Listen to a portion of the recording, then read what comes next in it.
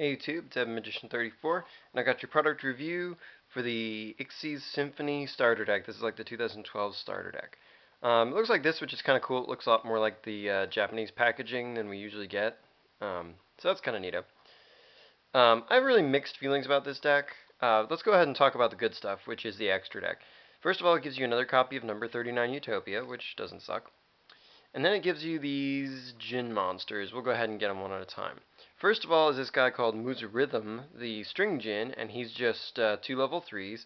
He's 1500 and 1000, and basically during the damage step you can pull a material off this guy whenever one of your Djinn monsters is attacking an opponent's monster, and then you can double a guy's attack. So more often than not it's going to be this guy. So effectively this guy, even though he's 1500, can attack for 3000. The downside is the boost only lasts until the end phase, and you can only use it during your own turn because it has to be you attacking. So he's not going to be able to protect himself. But I mean, in combination with some of the other Djinns, he's not too disappointing, and it's still nice to have just a little, 3 grand beat stick. Next, there's this guy, Tempo, the percussion Djinn. He's actually pretty nice too. He's 2 level 3s as well. And then once during either player's turn, you can pull a material off of him to target an Xyz monster your opponent controls, and pull an Xyz material off that guy, and then all your Djinn monsters gain your Xyz Djinn monsters anyway, get 500 attack, and that's a permanent boost. So this guy actually is pretty exciting. He's one of my favorite cards from this deck, if not my favorite. Basic reason being, you summon him out, Xyz him at 17. When your opponent has some Xyz monster already on the field and you want to pull the materials off, use his effect once, pull the material off. This guy jumps to 22. They're missing one of their probably only 2 materials. And then during your opponent's next turn, you just pull their other material off and boost this guy again. So he's actually more or less like a 2700 point attacker that completely disables one of your opponent's Xyz monsters.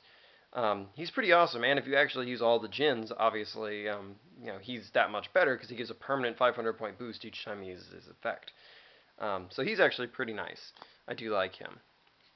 Then there's this Mellow Melody, the brass Djinn, 1400, 1600, and just once per turn you can pull a material off her to make any of your Djinn Xyz monsters attack twice during each battle phase that turn.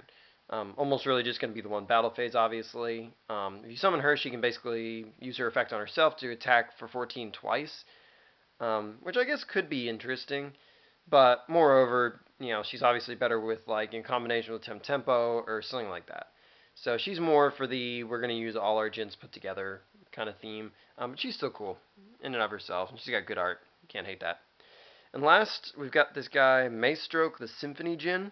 He's an 18 and 23, which is kind of curious. And he's a rank 4, not a rank 3. And once per turn, you can pull a material off of him to target an attack position monster your opponent has and shift it to face down defense position. So basically, once per turn during your turns, you can Book of Moon one of your opponent's monsters, which is pretty cool. And then if one of your face-up Xyz Djinn monsters would be destroyed, just destroyed in any way, you can pull a material off that card to keep it from being destroyed. Like it's a replacement effect, it's an instead. And note that it pulls the material off of the Djinn that would be destroyed, not necessarily off this guy. So this guy kind of makes the concept of a Djinn-themed deck actually plausible. And it's pretty cool because obviously it protects himself. So you can book your opponent's monster, basically run it over for 18, and then if they try to score revenge, you can pull off your other material to stop them. So, I mean, it's a pretty cool card, pretty exciting. Obviously, the Xyzes are the main reason you would buy this deck. The rest of the deck's kind of unexciting for the most part. I mean, there is a common Alexandrite, which is kind of interesting, I guess. Spirit of the Harp, Frostosaurus, Zubobonite, Gunbaronite, Go Go Go Golem, Go Go Go Giant, Goblindberg, Feedback Warrior, Shine Knight. You'll notice I'm not sounding terribly excited about most of these. Cyber Dragon, well, I already had a lot of printings on that guy. Trident Warrior, Chiron the Mage, Marauding Captain, Penguin Soldier. Okay, he's a cool card. Nice to have a reprint on that guy, I guess.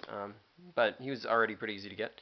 Sangan, 2 copies of Giant Rat, and 2 copies of Shining Angel. Nothing too exciting there, unfortunately. Blustering Winds, we just got that in the other starter deck. Ego Boost, Xyz Energy, Star Changer, Swords of Revealing Light, Mystical Space Typhoon, Fissure, Gravity Axe Grarl, Reinforcement of the Army, Burden of the Mighty, once again, already gotten reprinted. Heartfelt Appeal, I mean, this is actually kind of an interesting card. Underrated, but still probably there are a lot better choices out there in the long run. Xyz Effect, Raigeki Break, Trap Hole, Dust Tornado, Magic Cylinder, Draining Shield, Call of the Haunted, Limit Reverse, 7 Tools of the Bandit, and I'm out of cards. None of these was super exciting, unfortunately, so the main part of the deck, it's a good deck if you're just getting into Yu-Gi-Oh! And you want to like get some staples and be able to play like at your local or something, or with your friends and do okay. It's alright for that, and if you were after this Alexandrite Dragon for some reason, he's the only like really interesting reprint there is in the deck, I think. But the main reason that you would buy this deck is for these guys right here. I wouldn't really buy more than one copy of the deck just for kicks, basically, to get these guys, because some of these guys like Temtempo, I mean, he's actually maybe even worth running. He's worth a shot. But some of these other ones, not so much. I wouldn't recommend buying more than one unless you really want to like try building a theme deck around these guys, which, while it's an interesting idea, probably wouldn't be very competitive. At least not for now. So what I say is, if the Djinns seem like they're interesting and you want to give them a try, then yeah, buy a copy of this deck. But beyond that, it's one of the less exciting things Konami's come out with deck-wise, and if you're tight on money, I might just either trade for this stuff from somebody or just not get it at all. So anyway, that's my review for the Xyz Symphony starter deck, and until next time, like, comment, subscribe, and check out my channel for more gaming content.